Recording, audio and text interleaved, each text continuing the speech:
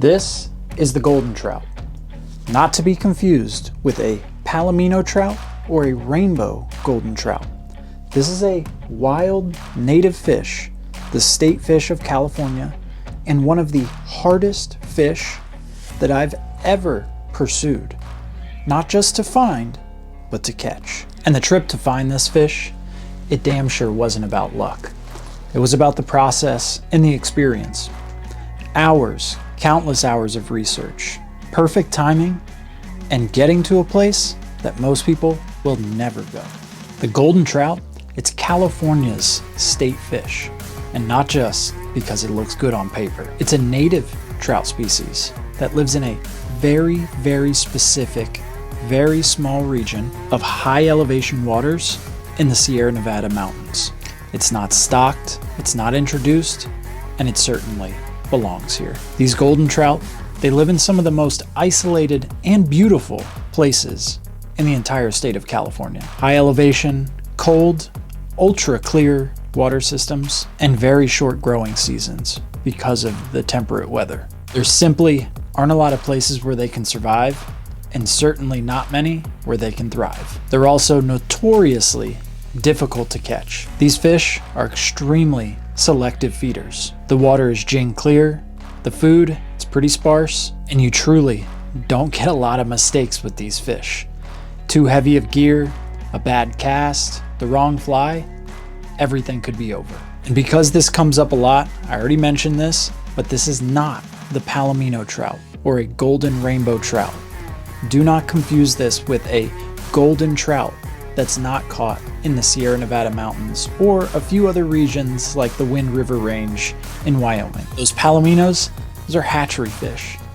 Their color, it's created by humans. The golden trout, those beautiful colors, those yellows, those par markings, everything about that fish was created by the land that it lives in. Getting here wasn't simple, and that was by design. From San Diego, this drive is well over 8 hours before the pavement even thinks about ending. And after that, you're on your own.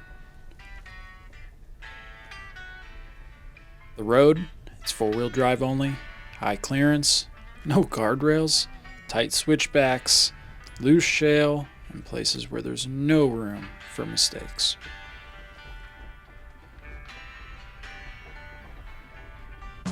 At the time, I was driving a 2013 TRD Tacoma, nothing fancy, no big build out, no winch, no backup plan other than knowing when to slow down. There were a few minutes when the truck felt small and the consequences felt very real, especially with my wife and dog in the truck. What most people don't realize is that trips like this start months before you turn the key. Research, old forum posts, topo maps, sat imagery, conversations in fly shops, piecing together tiny bits of information until a route finally makes sense. And even then, you've got no idea if it's actually going to work.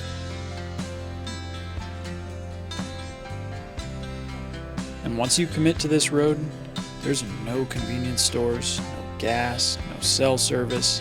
If something goes wrong out here, help is a long way away, and that's something you've just got to accept before you go any further. That isolation is the price of admission, because places like this don't stay special by being easy to get to. And if you're willing to do the work, to plan, to prepare, to take it slow, sometimes the road that lets you pass. So once we finally got there, we sat in shock for a couple of minutes. It was just absolutely beautiful. This massive wall of shale rock that clearly had just over the years, thousands of years, turned this lake into a clear body of water. And it wasn't big. We're talking like a couple hundred yards by like maybe 150 yards, 200 yards, so pretty small. The drive was a lot, We had driven all the way up from San Diego up to this lake, and it was about a 6-hour drive to get to the trailhead, about a 2.5-hour drive up the trail. And when we got there, we were exhausted. So first thing was first, we cracked a beer. We set up the back of the truck. We had the dog with us. So after just staring at the lake for a few minutes, we laid down, got a little nap in, and of course, me being me, I immediately went into fish mode.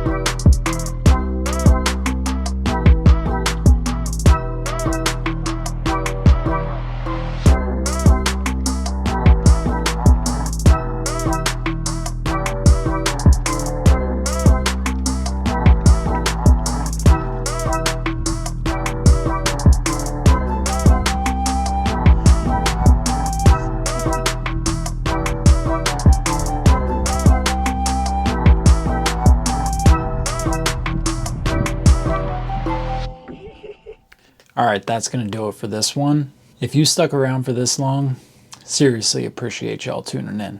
Trips like this, they're just a reminder that good things, sometimes they're pretty hard to get to. They come from taking the road less traveled, putting in the work, and enjoying the process just as much as the catch. Whether it's fishing, it's work, or anything that you're chasing, do hard shit, be patient, and make it worth it every single time.